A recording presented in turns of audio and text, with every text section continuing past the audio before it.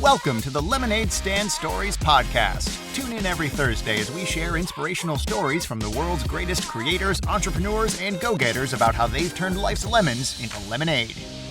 And now, here's your host of Lemonade Stand Stories, Charan Prabhakar.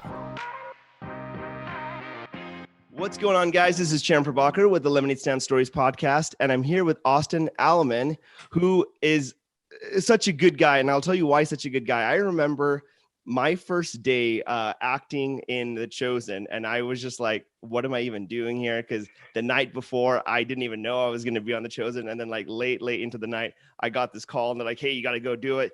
So I'm very like confused, and I'm like, okay, but I'm here, I'm excited.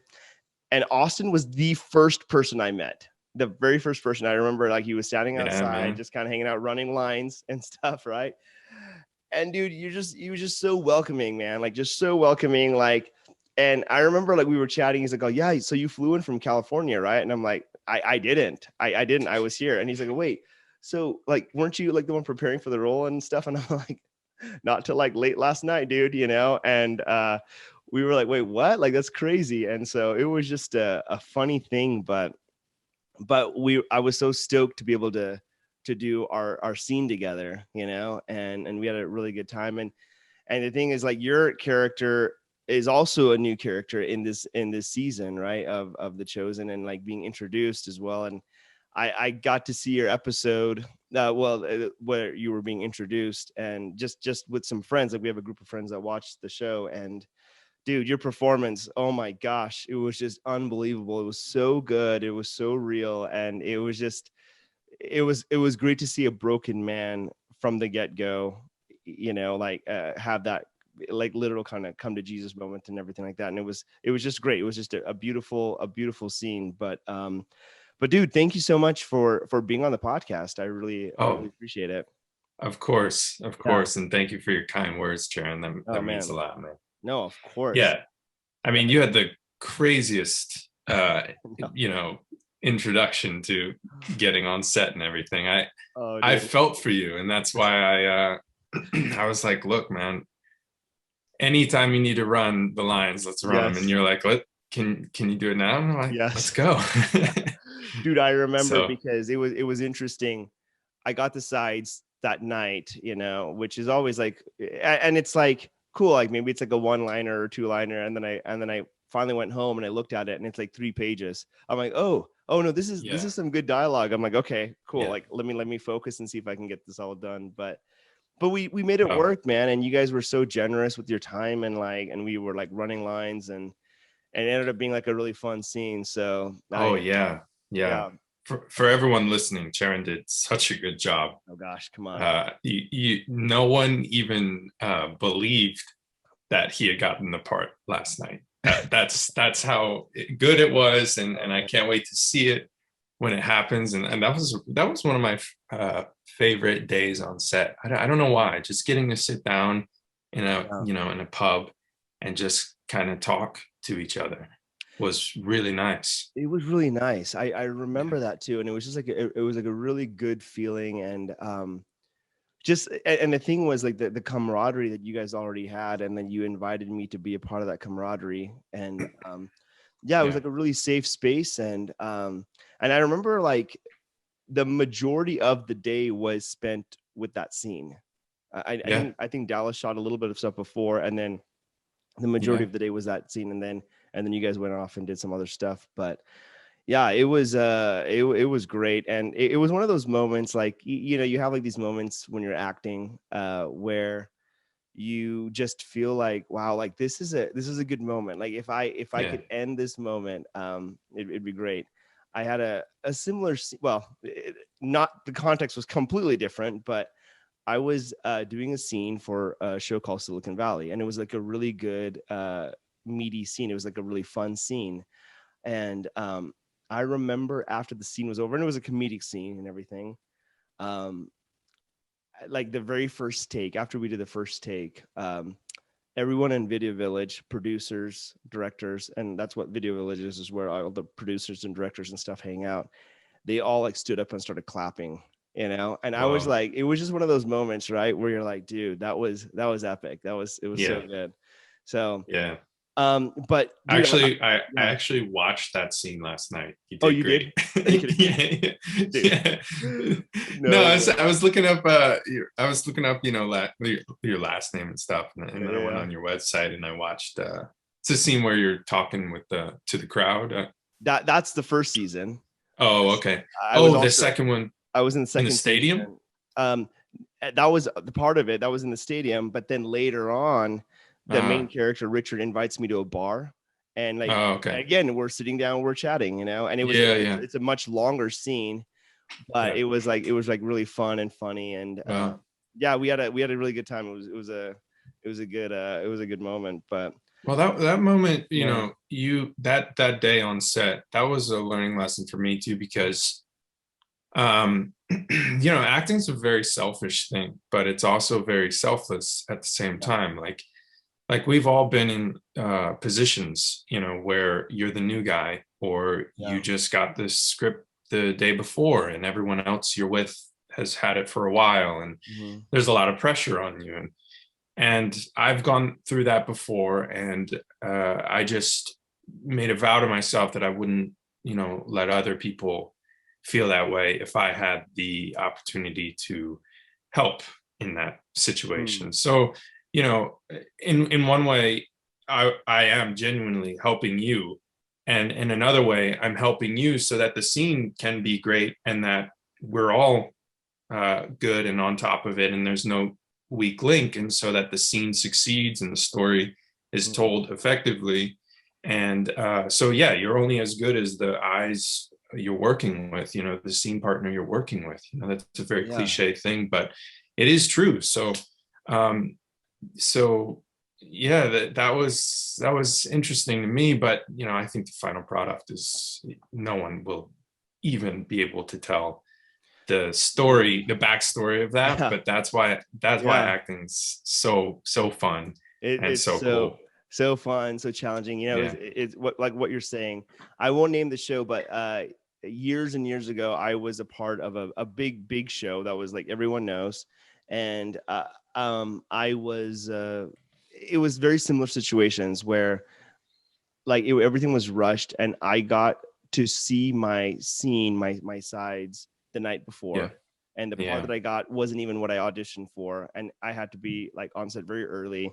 It was only like one or two lines, very simple lines, but I remember there was a lot of pressure, and I didn't feel safe. I didn't feel Mm, safe, and as a result of it, I was mm, fumbling lines. I was feeling so nervous and stuff, and luckily for me, the lead actor, who's actually a very famous actor now, he was very, very, very kind to me, you know. oh, good. And he was like kind of like you do, like just encouraging me and saying like, no, dude, you're totally good. You're great. And I don't even think he knew my like what was going on within me and like how I like how I got it just like the night before, like late the night before. But again, like it goes to show you guys like I remember like the main scene was with you, Jordan, and Giovanni, I believe, right? And so Yep. and like just the three of you guys specifically were just so good and gracious to me, and just that safe environment. And I kind of Yeah, want to talk about this safe environment, right? Because it yeah. goes way beyond just acting. It goes into life. Like when you feel safe and comfortable, you can be your best version of yourself. And when you don't feel safe and you don't feel comfortable, then you're kind of like you kind of feel like threatened all the time, and you're like, how do I Yeah, move forward? And I think that's absolutely. very applicable to life. But Yeah, I feel like so there's some people. yeah. Sorry, go No, ahead. no, no, no. You go. I feel like there's some people, acting or anything, they thrive on pressure, and uh, that big pressure. And there's some people that really thrive on feeling super comfortable. Yeah. And I feel like when I have given my best performances or my best experiences are when I feel super comfortable. The pressure can still be there, but if some people do really poorly with encouragement from like a Mm, director or something, because they'll think, oh, I've got it, so they'll kind of lay back. For me, if it's genuine, it's super helpful, because yeah. I'm no longer in my head questioning if what I'm doing is what they wanted, or what what's called for in the scene. And when you get that encouragement, and when you get that, they're liking what you're doing and it's working, then you feel like you have grounding, and you can take up time and space, and be kind of confident in yourself. And that's when I feel like I give the best performance for myself. Mm. Dude, I love that you said that. I remember I was on a show called Criminal Minds, and Oh yeah. yeah, it was super fun. Awesome show. Yeah, great show. And I remember booking it in LA, and I'd auditioned for the show like multiple times. And when I finally got it, I was like really, really excited about it. And the episode opens up with me and like in my scene. It's like a couple minute scene. And it's intense. It's a very intense scene and all this stuff. But I remember that set was a magical set. Like Oh, the awesome. Good people to on hear. that set were so kind. Just everyone was so kind. Like the first AD, who kind of, in film terms, like the first AD is the one that like runs the show in a sense, like kind of makes things move forward. She was this woman that was so just gentle to everybody. And normally you hear first ADs and they're like, okay, guys, we got to do this. Now we're here, moving Yeah. on to this, and she wasn't like that. Like she ran the ship with gentleness. And the director, we were in LA, but the director's like, oh, no, I don't even live in LA. I live in Connecticut. I have a family, and my house is in Connecticut. I just fly out here. I have a little place here. I do the show, and then I go back home because I just love it over there. He was so kind to me, and in between setups, in between takes, he was pulling me aside just to see more about who I was. Like he was so interested in me as a person. Yeah. And in the scene, I remember I had to scream a lot and to yell a lot, because my best friend was killed in front of me, type of thing. And um, he would come up to me in between takes just to tell me how good of a job I was doing. Like, I'm like, Oh, I'm like, do you need me to change anything? He's like, no, you're doing so good. Like, just stay. This is amazing. And I'm like, dude, like, and it was one of those moments where I was like, wow, like, again, different, like some people thrive with like insane pressure. In that environment where I felt like really safe, I could be terrified and scared and like, and all this stuff. Right. yeah. But it's the same, like what we were kind of like discussing. But have you ever had a moment in your life, like even on set on The Chosen, where you felt like insane, I don't know if it was pressure, but suddenly you felt this ability to kind of be comfortable and relax? Yeah. Yeah. I mean, it happens all the time. It's a mind trick. Acting it's a mind trick. Yeah. And before The Chosen, and before, Law and Order and Mr. Robot, I hadn't done any TV or film besides, extra work or featured extra work or stuff like that. So I'd been on film sets and stuff before, but everything else has always been theater my whole life growing up. And so, I've worked you off grew up in Broadway. Louisiana, right? You were telling me you grew up Yeah. in Louisiana. Yeah. Yeah. So basically I grew up a little bit outside of New Orleans. And then I went to a performing arts high school in New Orleans for 3 years. And that was an incredible experience because you're basically at a performing arts high school with all kind of other people doing all kind of different art, and from all over the state. And it was like a half-day program at the time. Now it's a full-day program. But you would do your general education courses at a school somewhere else, and then you would come in around noon and take class.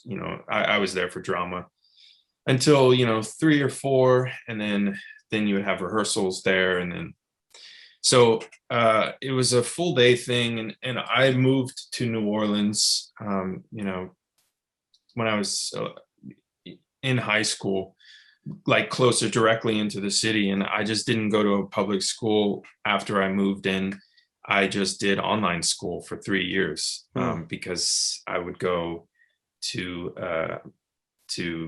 the the performing arts high school, and then I'd have rehearsals. And then after the rehearsals, got out at 7, I would go to a community theater and rehearse from 7 to 11. So, dude, you know, in it. Yeah. It was exhausting, you know, but it was what I wanted to do. It was what I loved. I got to be rehearsing 2 shows at one time, you know, and be in acting class and, you know, so that was amazing. And then, you know, I know you were saying should be a lot of younger people listening to this podcast. You know, I would say something great about, you know, going to a performing arts high school or the one I went to in New Orleans is your senior year, you do something called Unifieds. I don't know if you've ever heard of Unifieds. No, I haven't.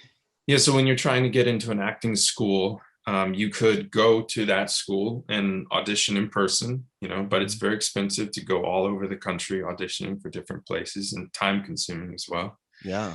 But Unifieds are, I believe they do it in LA, but I went to the one in Chicago, and basically the performing arts high school I went to flew us all up to Chicago. And it's basically a week of all the different performing arts colleges around the country coming and being in each meeting room and conference rooms and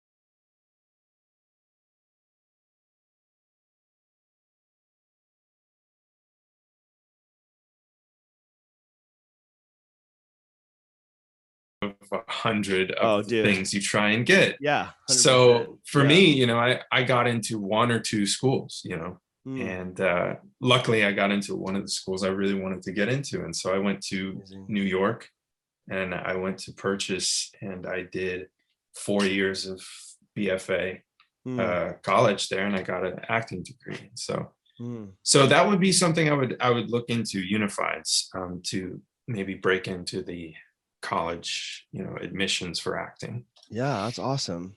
Yeah. So you were doing that and you got into the school that you wanted to get into, which was fantastic.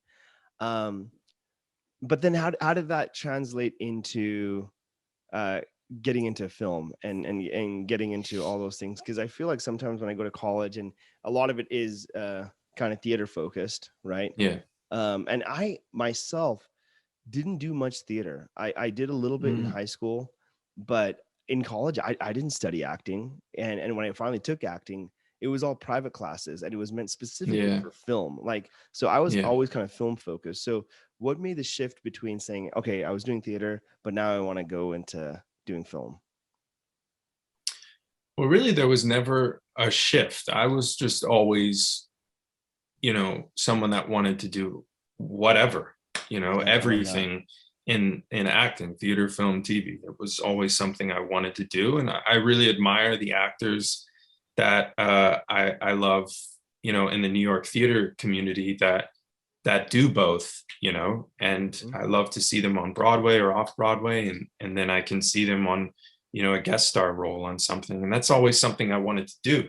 You know, I don't want to be, you know, the big star. I just want to be, you know, working on projects that I really love. And so, with my program, the 4 years, a lot of it was devoted to theater, mainly. You know, we would do 3 shows a year, and each year in acting class, we would get a different, you know, acting method, I guess you would say.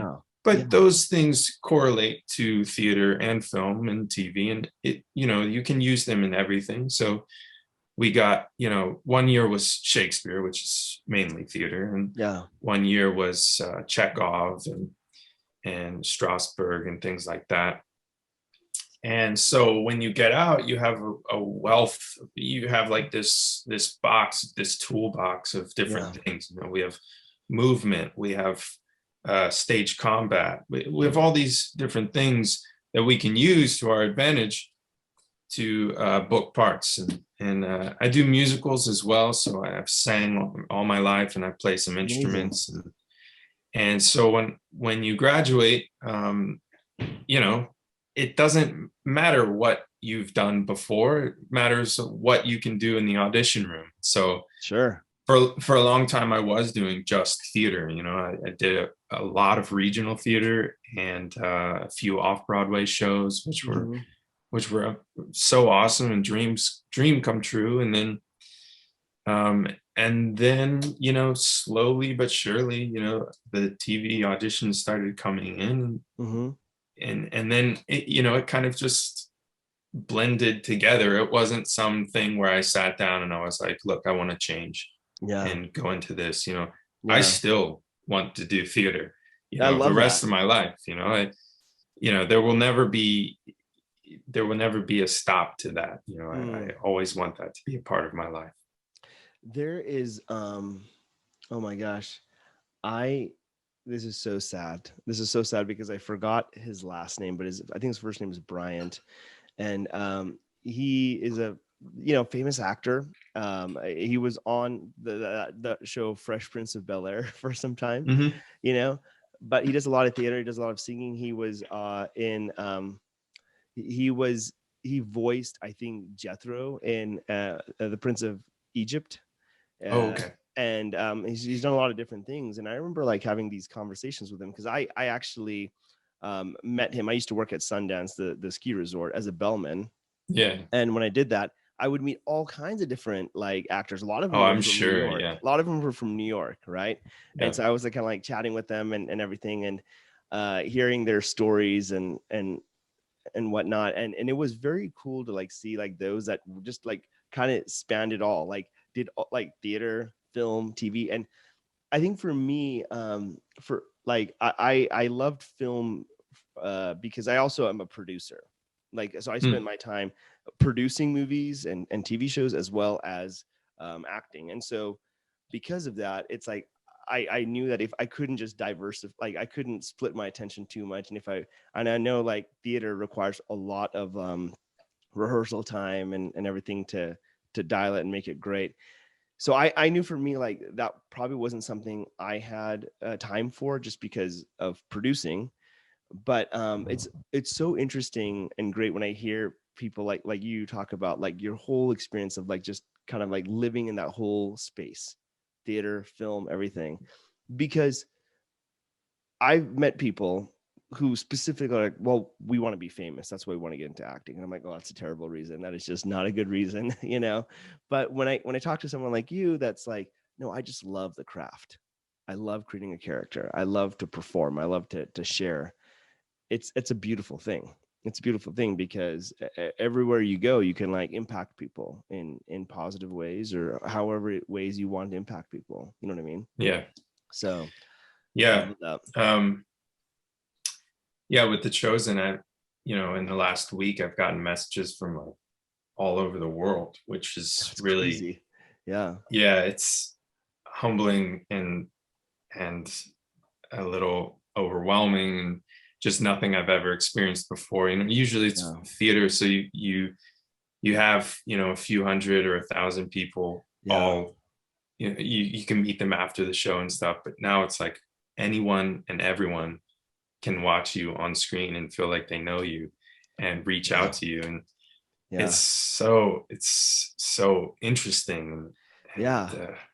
Actually, you know what, let's explore that a little bit. I would love to know because over 100 million people have seen your show, you know, and the goal is to get to like 1 billion. They want over 1 billion people to have seen your show, and it's ranked like number 1 on Peacock, I believe, is what I was told as of today, even, you know. Wow, are you serious? Wow. Oh yeah, it was. And it's funny because I've known about The Chosen a long time because Angel Studios, who's like doing The Chosen, they're good friends of mine, and so I knew about it back when Dallas had made his short film Mhm. before everything had all, all the funding and stuff came through.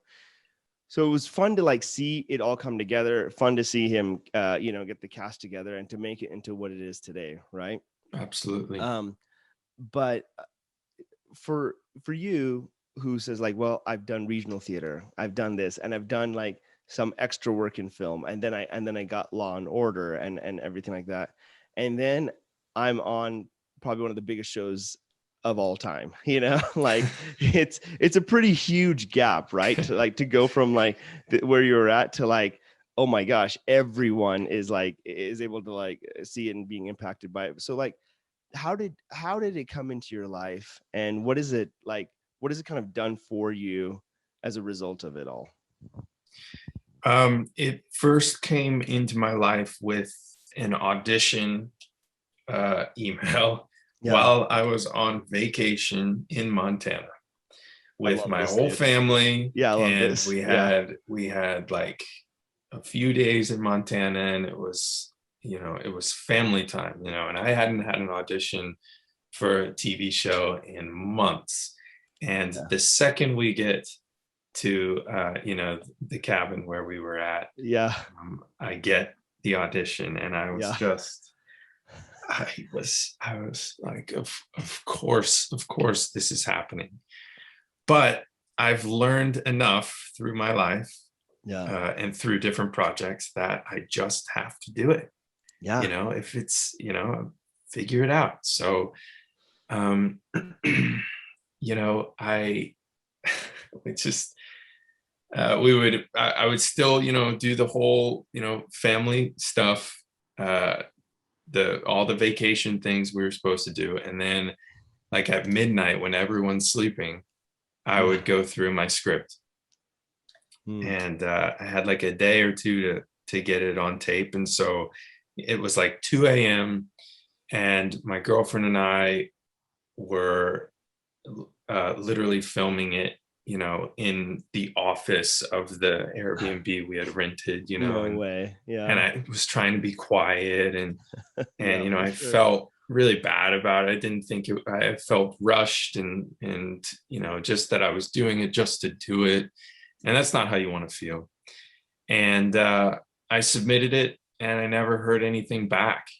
And it was for season 1 of The Chosen. And it was for the role of Thomas. Okay. And I never heard anything back. And I said, well, I guess they thought the same thing I thought about the tape, that it wasn't good. And but at least I did it, because at least I got in front of the casting director and in front of Dallas, and hopefully they'll think of me again. Yeah. But I never heard. And a year and a half goes by. And it's where I'm in the middle of the pandemic. I had gone to Colorado after a few months of lockdown in New York. And I was in Colorado with my family. And they reached back out. And they say how much they loved my work in the first, season audition for Thomas. And that, that like, they had said, that how much they loved my work a year ago. And I was like, I never heard back. Am I the right person? Is this email to the wrong person? So, because it was a very personal, email, that they really liked my work and that they wanted me to be a part of the show, but they were just trying to figure out where to put me. Shocked, because, as an actor, you usually don't hear back about an audition that you don't book unless you ask. And I never asked, but for this, The Chosen, everything's done so differently. And so it's done really well at the same time, because they're just very transparent through the audition process. Dallas was just incredibly transparent, to where the nerves go away, and it's more about just doing a good job. And so the whole audition for Nathanael was via a casting audition Zoom thing like this. And so I really didn't get to spend much time talking with Beverly or Dallas. Beverly's the casting director and Dallas is the director. Mm-hmm. You know, usually, you know, a lot of the other actors that have been in the show, they've gotten, you know, a little bit of time in the room with them and kind of show that they're, you know, an actor and they're cool to be around. And but for me, it was just, you know, you log on to one of these, you do a little bit of small talk, and then you do the audition as best you can through a camera, which is very difficult as well. And that was a learning experience as well. But so you do the audition, and then a couple days later, a callback. And then during the callback, before I had even uttered a word, you know, of the text, you know, Dallas was like, look, you're going to be in the show. Just, we don't know where to put you.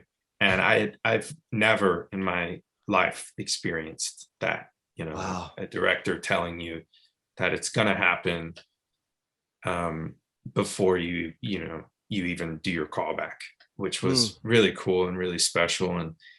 And talking with the other actors and hearing their interviews with other people about, you know, their audition experience, they've all said similar things. So he's not just blowing smoke. And as an actor, you feel like the director is. He's not. And that was really, really, really special. And I from that moment, I was like, wow, I really want to be a part of this. So yeah. And then about a month later, I booked the role. And then 2 weeks later, I was flying to Utah. And that was that. That was that. Dude, it's funny because I also had very similar experiences, you know. It was like I was actually reading for Matthew like way back when, and then like no way. Like way back when, like because they were just barely getting going, and so I read for Matthew a bunch. Dallas wanted me to read for Peter. I read for some of the Pharisees, and then it was one of those same things where Dallas said, "Hey, dude, you're gonna be in the show. I just don't know where yet, but you're gonna be in the show." And so I was like, all right. But the thing was, I've heard this before with other films and other shows and things, and it just never like panned out. So I'm like, hey, whatever happens, happens. And even when we did the podcast, I did a podcast with Dallas, and he was saying like, yeah, we're gonna get you in there. We're just not sure what role yet, you know. Whoa. I'm like, okay, yeah, no worries, you know. And you know, it was interesting because like when I did finally do it, I'm like, oh, like that was amazing, right? And so it's just one of those things where it's like, you know, that they know that you're great, and you have great presence, and now it's like you're gonna like, it's just the right fit, right? And I totally get that. And it makes sense to me now, thinking back. In the moment, it was really shocking, and I didn't believe it. I was just like, this is going to get my hopes up, and then I'm going to be, brought down again. But it makes sense thinking about it, because if you're seeing, hundreds, maybe thousands at this point of actors around the country and then around the world, because we have people from all over, then you know what you want. And, when you see it, you can, and when you're casting a show, which has so many, parts, and for hopefully 7 seasons, then you have to make a list of people, at the end that you want to call back, or else you're just going to go, you have to do that. I mean, I don't know if that's what they do, but I just mean you have to have some kind of folder where it's like, these are the people that, I like and would like to work with, and we'll find them a spot. So I think that's really commendable, and it was a very exciting thing for me, and made me want to be a part of it. No, that's so awesome. And and I'd love to like talk to you a little bit about like your process, because I'm telling you, like when we as a group watched episode 2 last weekend and of season 2, which is kind of where your character is introduced, I believe. And it was such a powerful episode, and it was such a powerful like your emotions and your feelings of grief, of like hoping to become, well, I don't want to spoil it, but you're Yeah. an architect, but like, you know what I mean? Like, it's just like your whole experience being introduced on that show. Can you talk a little bit about like your whole process of how that episode went for you? Because that was a big meaty episode for you. Well, first, thank you for your kind words. That means a lot. I'm glad No problem. it was impactful. And you know, the process is basically the writers, Tyler and Ryan and Dallas, write something really, really beautiful. Yeah. And, you know, does 75% of the work for you. And so your job is just to, you know, fill the gaps with a performance, you know, that's, you know, but the backstory is all there.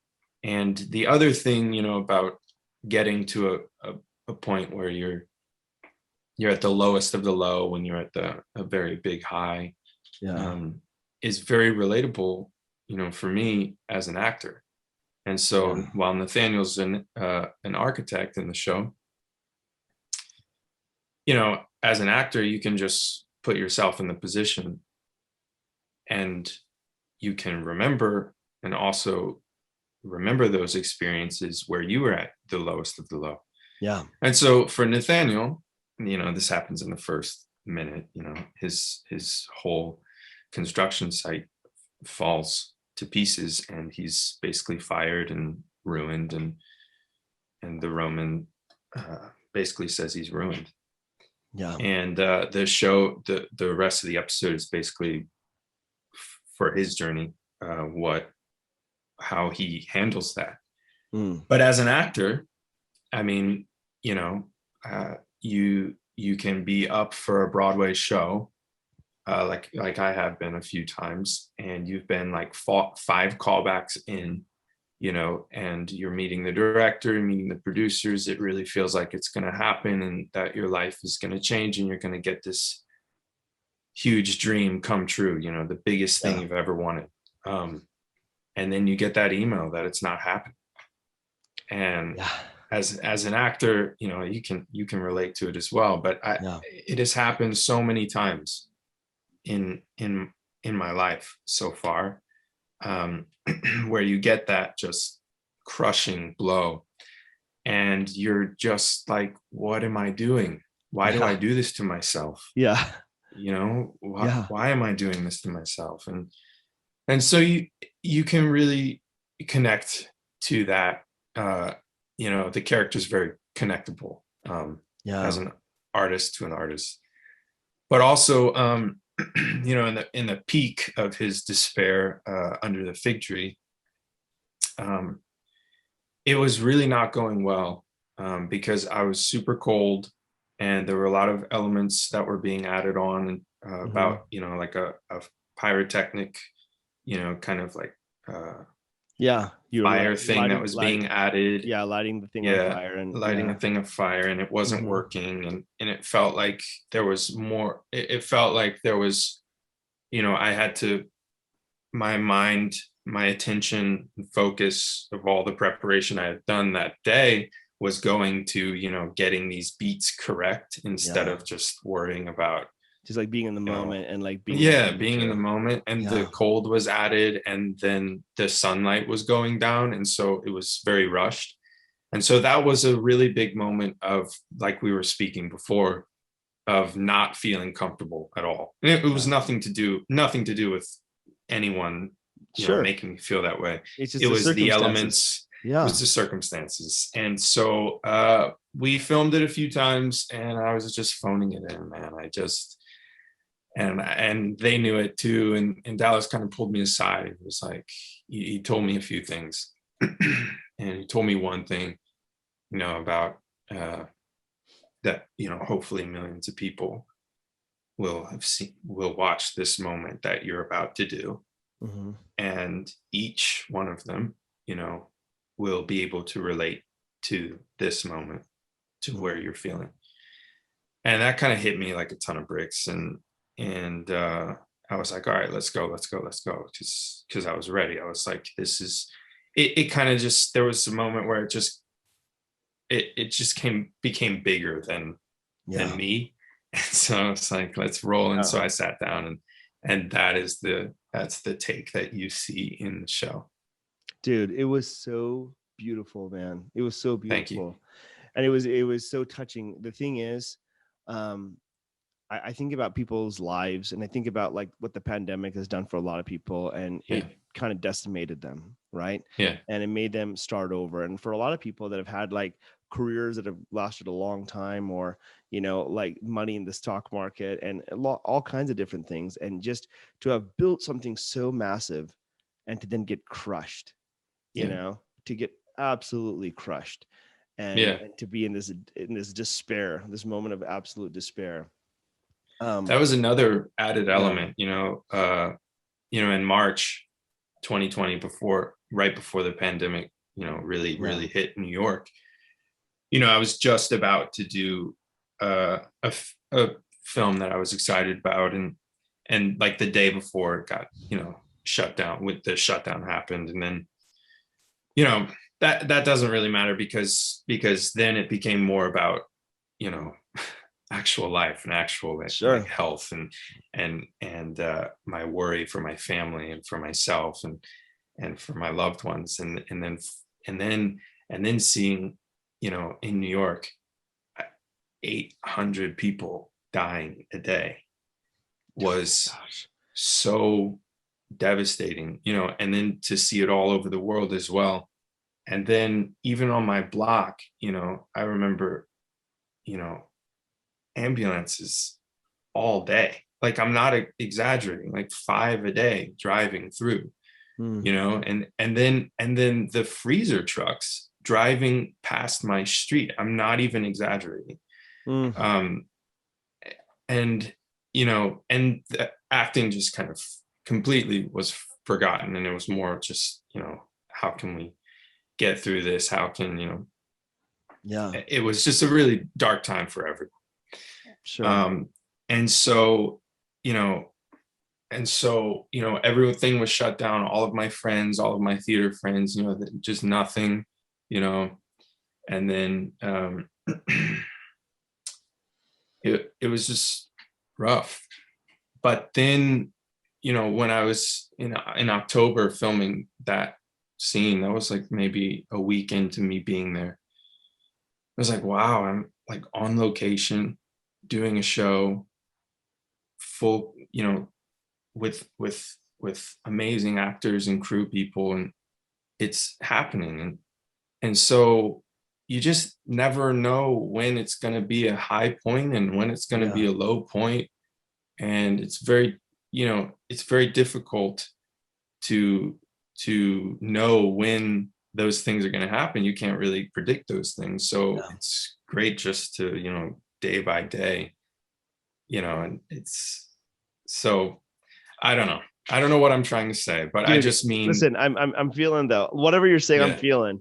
Here's the deal. yeah, I think it's interesting because like we get stuck in these places where things just get, I mean, so dark and depressing. And it's like how do you keep moving forward when you're faced with such blows like COVID? How do you move forward when things are yeah, like that, right?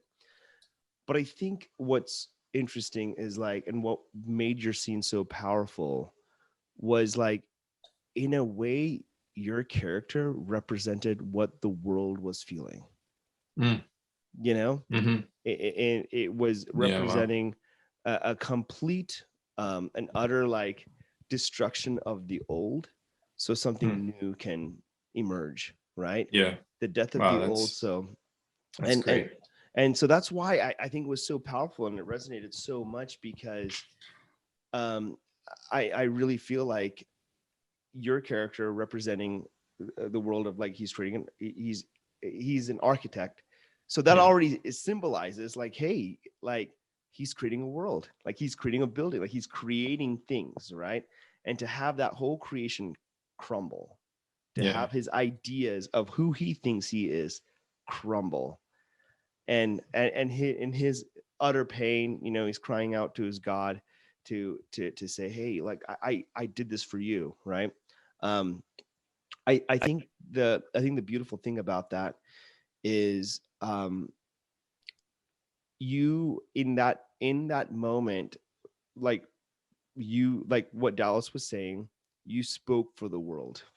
Mm. You spoke for the world, and hundreds of millions of people have seen that, and then to see like your transformation. And I'm excited to see what happens to your character, and I'm excited to see like where it goes. Me too. Yeah. But yeah, but it's interesting because as you had that experience and the world could mourn with you because they felt that same pain, seeing you rise from the ashes is like giving power for the entire world to rise from the ashes. Mm-hmm. So it was so powerful. Yeah. And I'm so glad that like Dallas said those Thank you. words to you.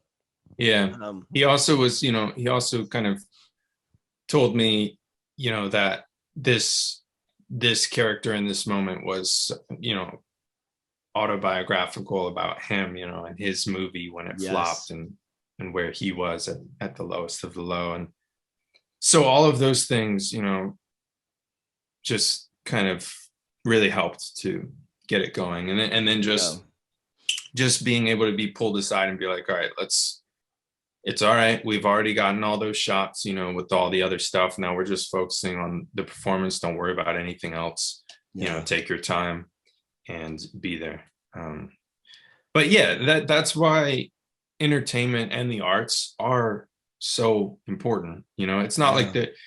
Yeah, it's silly for us to talk like this is gonna like heal people from COVID, but that's not what I mean. It's like that is why arts are important. And during, everyone says it, during lockdown, what did you have to do? When you were just sitting at home, you turned to your TV or your books or different things like that. So it is very, very important, and it can do a lot of good. You mentioned to me that after that episode aired and everything, tons of people started reaching out to you, Yeah. And what was that like when you're like, oh my gosh, all of a sudden people all around the world are like reaching out to me and like and sharing their experiences? What was that like for you? It was just really special, and I don't know. It was just, I've never experienced something like that.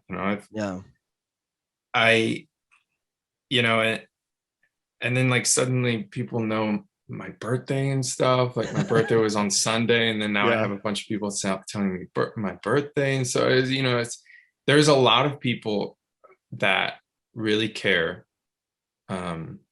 about the show and the people in it. And that's definitely felt in the cast. We feel it. And so the messages, I read them all. I can't like respond to each and every one, but it is really great. I'm not saying that there's like millions of messages, but it is pretty insane to see dozens of messages a day from different countries. That's crazy to me.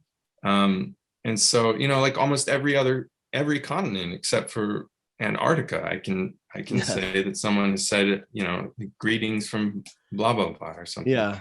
And so that's so cool. And then the art that these people do is amazing. I don't know if you've seen any of it, but I have seen some, but the fan art is insane. Beautiful. Yeah. It's beautiful. And it's like, I've never had fan art. I've never thought, someone drew this amazing,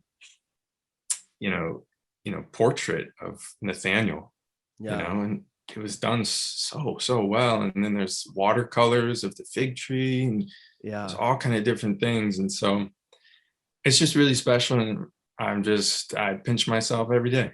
That's all I can say about it. It's like, it's so beautiful. Like, I mean, it's interesting. I was on a show called The Outpost. It was on the CW. And I was a regular for like one season, but I was the season finale death, right? Oh, wow. Now for me, like, it's just, it was great. It was great to be on set. It was great to act. It was great to have fun and all those things. And it was great to film my death scene. And then the day after my death scene, I was in another scene, like that's just, we film out of order, all the time. Oh, right. Right. So we're like, okay, we do this. Now we're doing something else and we just keep moving on. Right. So we do it. And it was a great opportunity. And I love that, being on that show. But when it came out, there became like a fan club for that show. Right. And all of a sudden on Twitter, like there was like this outpouring of like shock and sadness over my character's death. And wow. I was like, wow, like because for me as Sharon, I just kind of moved on. I'm like, all right, cool, what's my next thing and all this stuff. But like people had like taken my photo and they'd done fan art of me and they were like expressing how much that character meant to them and like and how sad they were and there were people that were literally bawling. And it was very special to me and very tender that, like you said, art could inspire people in such a way that particular character just meant so much to them, right? So you as Austin are like, well, it's a beautiful experience that I've been having, but like, pinching yourself every day thinking, oh my gosh, like I can't believe like the power that this show is having on millions of people. Yeah. And it's true, man. It's like, look, I go to a church where the leader of my church, he actually came to Texas when we did Sermon on the Mount. Oh, nice. He's the coolest guy, very, very nice guy. And one of the things he says when a lot of people like come up to him to like just kind of like share their feelings and their sorrows and stuff of their life, the first thing he says is, you guys need to go watch The Chosen. Like that's like his thing, because he just knows like how powerful your show is. So the healing that it's doing for millions and millions of people around the world is just unbelievable. So so great work. Thanks, so I kind of want to change topics and kind of wrap things up a little bit. Okay. We were talking about like struggles and challenges and like and we talked about COVID and how that's been so tough. But I want to ask you now, like currently, what brings Austin joy? Currently, yes, I would say, well, I'm sure everyone says, their family and their loved ones, my friends, and things like that.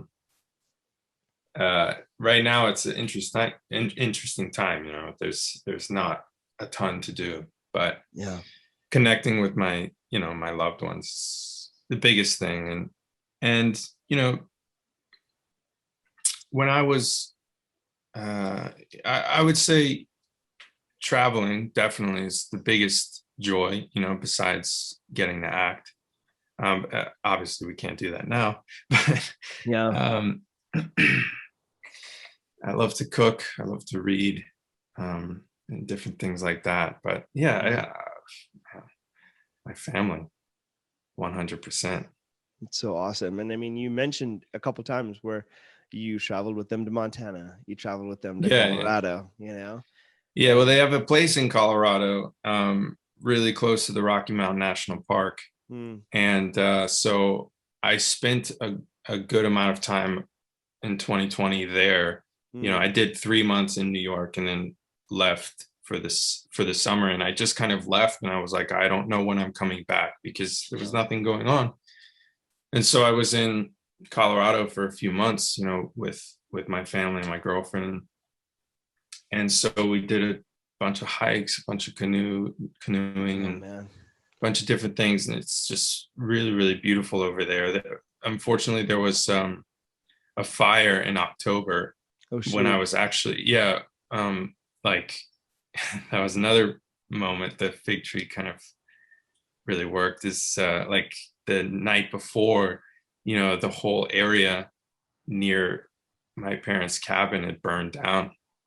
And it was just gone, it was just completely gone, and the fire was stopped, thankfully, about like 100 yards away from my parents' cabin. But a bunch of people lost their cabins. And, thankfully, a lot of the moose and elk, were able to get out.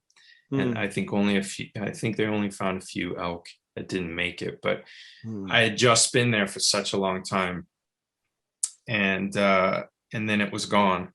And I had stayed up the whole night before, listening to the police scanner, the firefighter scanner, as they fought the fire.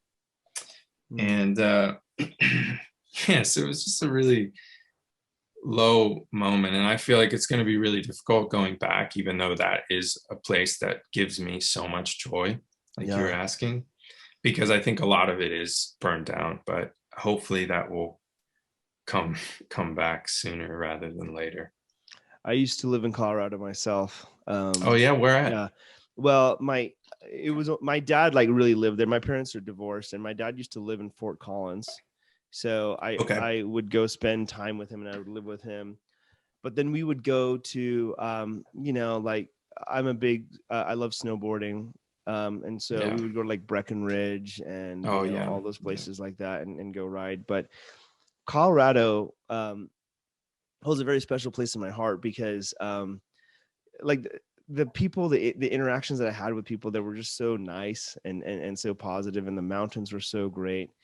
And it's interesting because even though I was much younger when I was living over there, I still remember a lot of those memories that I had there. And it's kind of like what you're saying, like you talk about like things kind of burning down, and like it's like memories are kind of gone. I have a buddy that's from Paradise, California. His entire town is gone, right? Oh His yeah. entire town has been burned down. My. And we were kind of chatting about that, and thankfully he wasn't there when it burned down. But Yeah.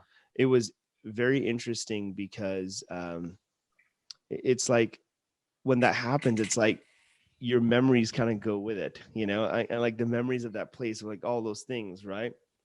And Yeah. I think what's beautiful though is the fact that we can still create new memories.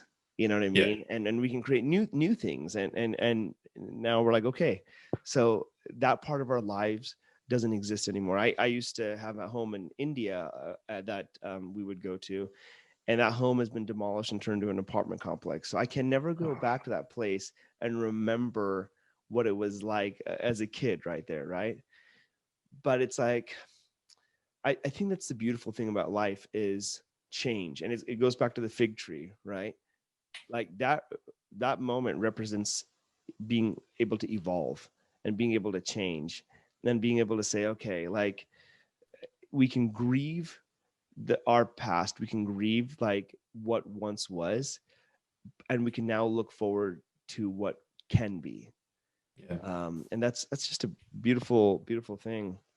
Yeah. um Change is a, it's not something I do well with, you know. yeah, Some people like it, it's just not something, and 2020 has brought a lot of change, sure. I almost every one of my, close friends in New York has moved out, Mm, like moved. that's Like, tough. Yeah. it's very, very tough. Um, and just getting older, and but it starts from when you're a kid, moving out of your childhood, you know, house, moving from your house to college, saying bye to your parents, Yeah. at that moment, and then graduating college, being done with college, and then just being kind of like out on your own. That is a massive change as well. And then now I feel like, I'm into another massive change, kind of a few years out of college. There's like this big change happening as well, for a lot of good, and a lot of bad as well. Mhm. Yeah. It's tough. COVID has really changed a lot of things, but hopefully soon, things will kind of get a little better. But Mhm. I mean, I'm no victim. I've had a wonderful couple months getting to work with the Chosen, and that's the other thing. While a lot of people around me have moved away out of New York, I've met, so many new friends from this show, that we still talk, daily. Yeah. And I just can't wait to get back out for season 3 because these guys are amazing, including Yeah. you. Oh, thanks, man. They're just amazing people to be around. And so Yeah. that brings me joy as well. Oh man, I love that, man. And Yeah. it's so great. And I've been chatting with some of the other cast members on this podcast, I've felt that from them. Like they're just all very, very special people with like very wonderful gifts and challenges that they've been given. Yeah. And it's just Well, they like, make you want to be better, yeah. Oh, I love that, Um, man. It's so good. Okay, so I guess you know what? Last question. How Sure. about this? Going through all the stuff that you've gone through, like sometimes like, feeling the fear of change and all these things. Yeah. What would you tell your younger self? The one that was, having the dreams to come out and come to New York and get into theater and not really sure what to expect. Now going backwards, what would you tell that person?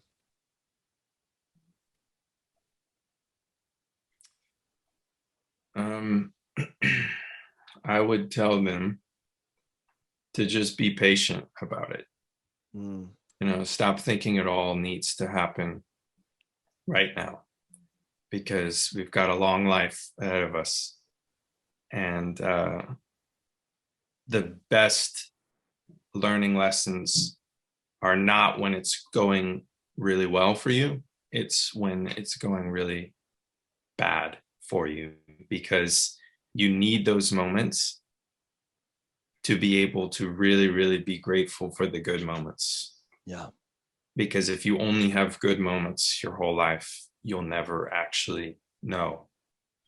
And if you have that kind of roller coaster of a life like everyone has,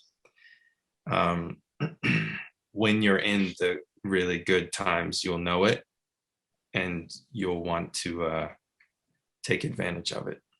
Appreciate it more, right? Absolutely. Yeah. Awesome. Austin, seriously, I appreciate you so much, like sharing your thoughts and everything, because I feel like a lot of people are trying to pick up the pieces. I would just having a phone call this morning with a buddy of mine that is going through a divorce, and he's just trying to explain to me, like, he's like, dude, I'm facing so much uncertainty right now. Like, I don't even know, like my foundation is completely rocked. Like the things that I thought and the narratives that I've been told and all these different things, he was describing it as cognitive dissonance, where he was told a certain thing, but like his experience of life was not matching up. So he's like, I don't know where to move. And so we were having a conversation about that. And again, I gotta like say, like, the power of that fig tree, the power of that moment, it's very, very powerful, because it's okay to mourn the death of the old. And it's okay. Yeah. It's okay. And it's okay. It's okay not to, be your best right now. Yeah. There's a lot going on that is making it challenging for a lot of people. But, thankfully around me, my family's okay from COVID. I know a few people that have died, unfortunately. And that's look, we're going over a year of this, and every day weighing on us, that, and, there's like a social justice, atrocity every week, now. And so if you turn on the news, you have like this weight on you. And I feel like, hopefully things will get better. And I think they will. I definitely think they will. Yeah. If nothing else, we can always like remember, this too shall pass. I think that's one of the things Jordan was saying, like, this too shall pass, and everything's gonna, but more than anything, I hope that this this podcast and everything just helps us to all realize we just need to have more compassion for each other, you know? Yeah. And like reach out to your loved ones and connect with them and like strengthen those bonds, because it's those relationships that are really the most important, you know? Yeah. So I agree, man. yeah, it's so great. Well, dude, I always tell people, I'm like, I feel like I'm like doing therapy for myself, you know, like when I have these podcasts, like, cause like every single person shares something different and beautiful. I'm like, oh my gosh, I should be paying for this, because this is unbelievable. No, man, So, this is great, man. I was yeah. listening to a few of the ones Yeah. that you've done before, and they're just really, really great. And it got me really excited to talk to you, because I had no idea you did this.